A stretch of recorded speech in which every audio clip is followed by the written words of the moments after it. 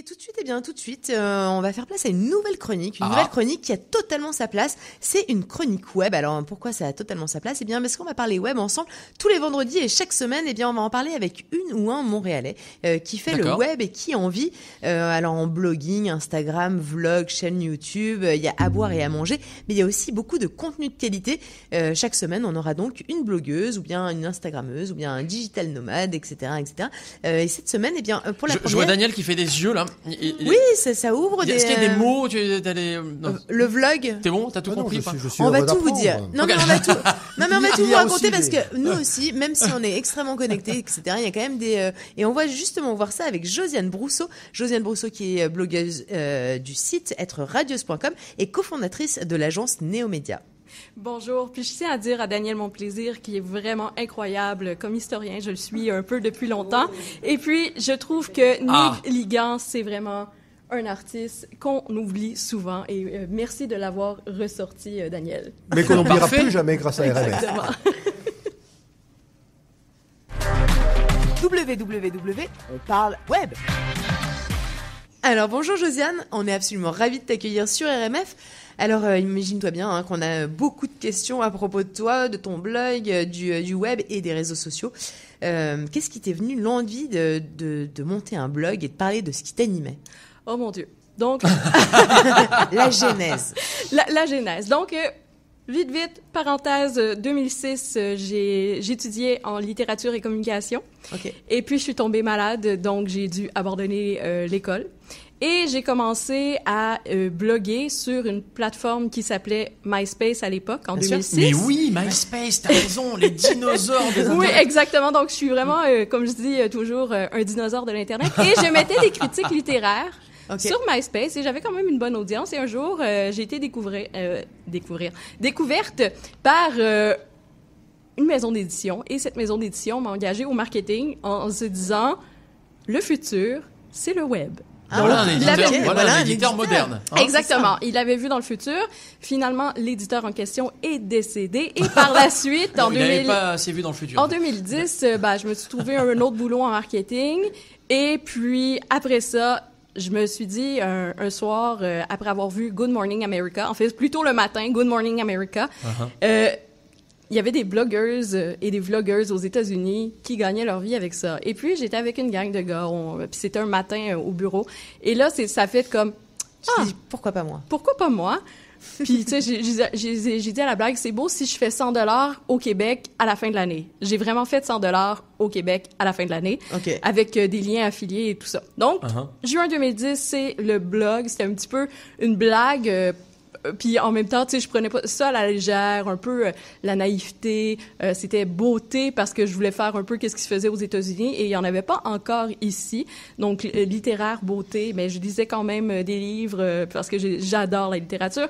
Donc c'est vraiment ça qui m'a amené. Puis de fil en aiguille, je me suis bâti une audience. Après quelques mois, j'avais 300 visiteurs par jour, c'est ce qui est énorme, surtout quand tu viens de lancer quelque chose. Et il y en avait beaucoup de la France. OK. Donc, vraiment, être radieuse, au début, attirait beaucoup un public français, curieux du Canada, curieux de la vie à Montréal, curieux de voir des sorties, comment le blog aussi se développait à Montréal. C'était totalement différent que de ce qui se faisait en France.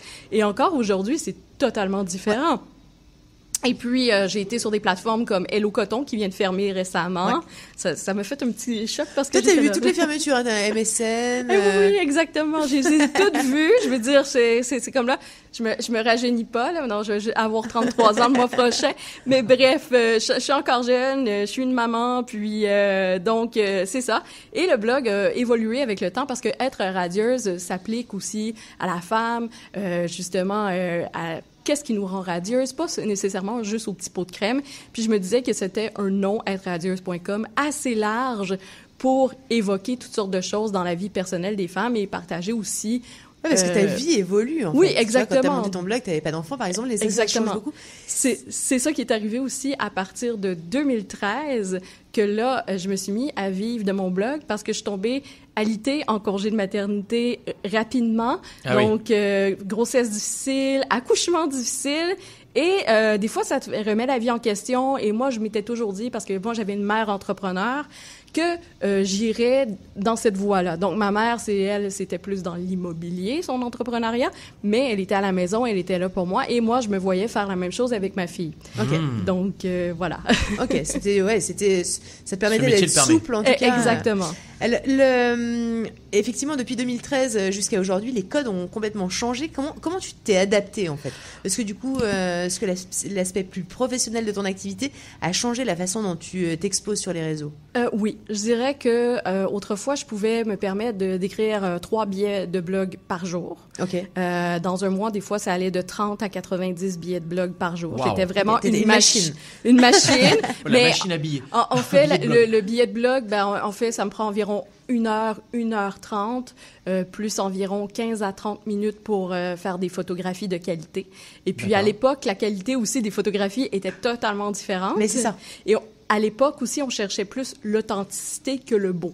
Maintenant, on essaie de... Quand tu dis à l'époque, on parle de 2013? Oui, 2013, c'était beaucoup plus... D'accord. Oui, mais c'est non, mais ça va très vite, c'est ça. Exactement. Fait que là, c'est là que les choses aussi au Québec se sont mis en place avec les influenceurs, mais j'aime pas utiliser le mot influenceur, j'aime mieux utiliser le mot créateur de contenu. Pourquoi? Parce qu'on crée du contenu sur le web.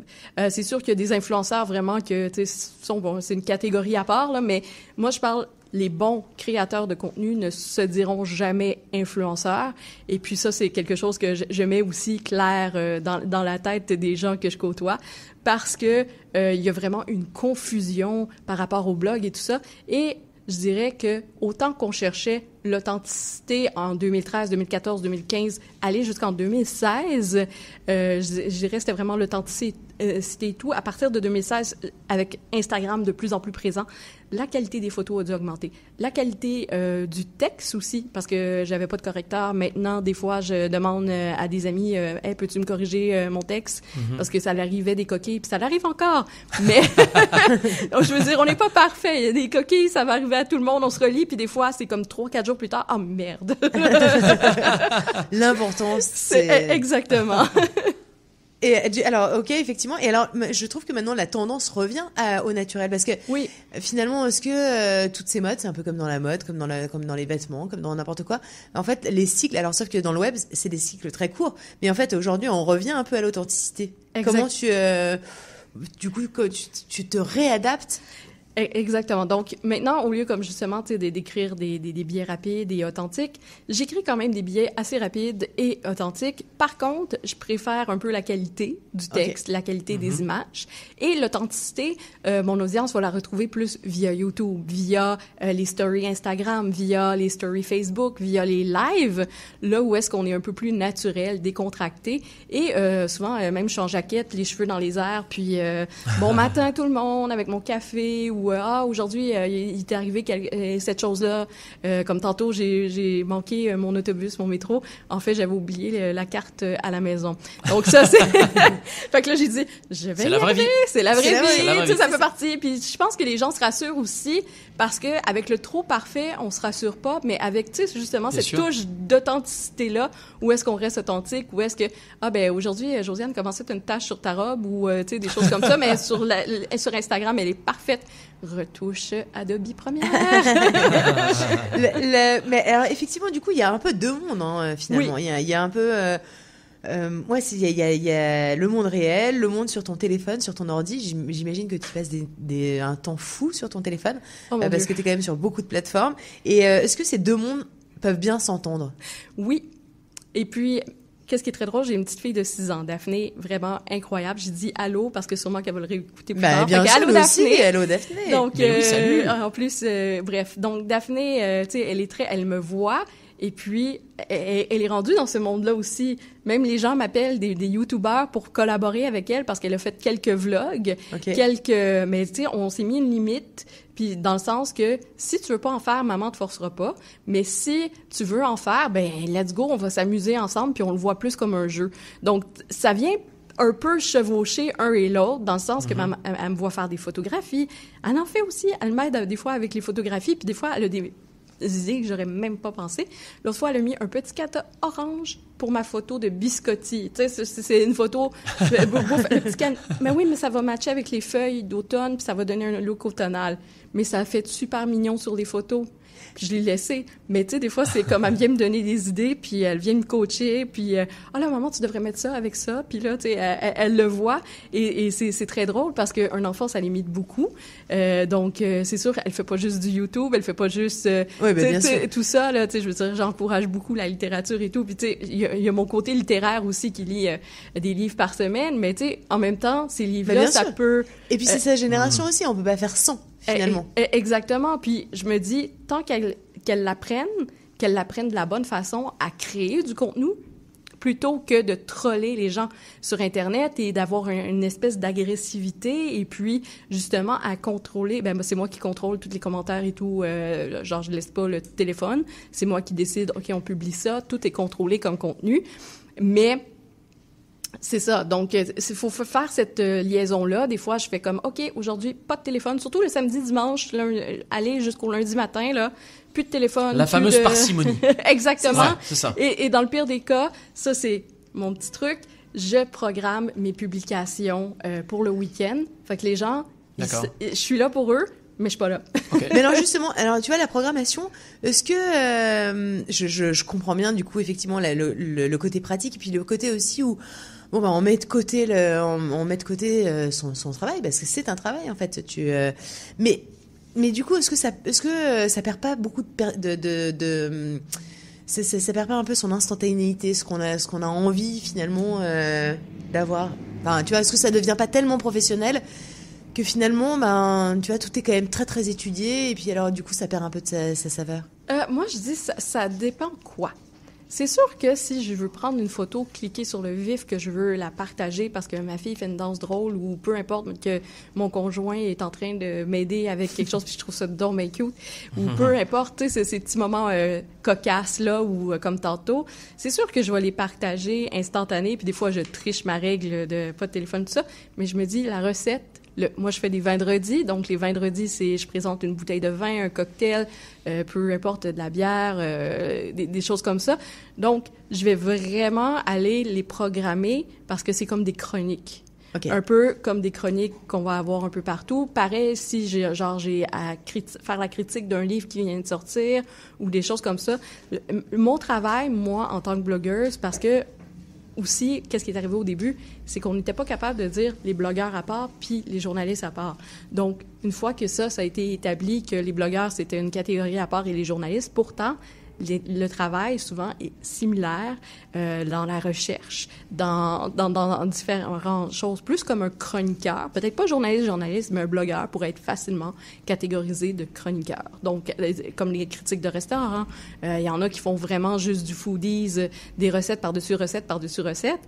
Ça a beau être authentique, mais faut aussi de la planification à quelque part. Et du coup, là, tu t'es obligé quand même de te spécialiser. Là où là où t'aurais peut-être préféré éventuellement être beaucoup plus large, t'es quand même obligé de te spécialiser pour avoir des commanditaires, parce que les commanditaires, ils attendent de toi.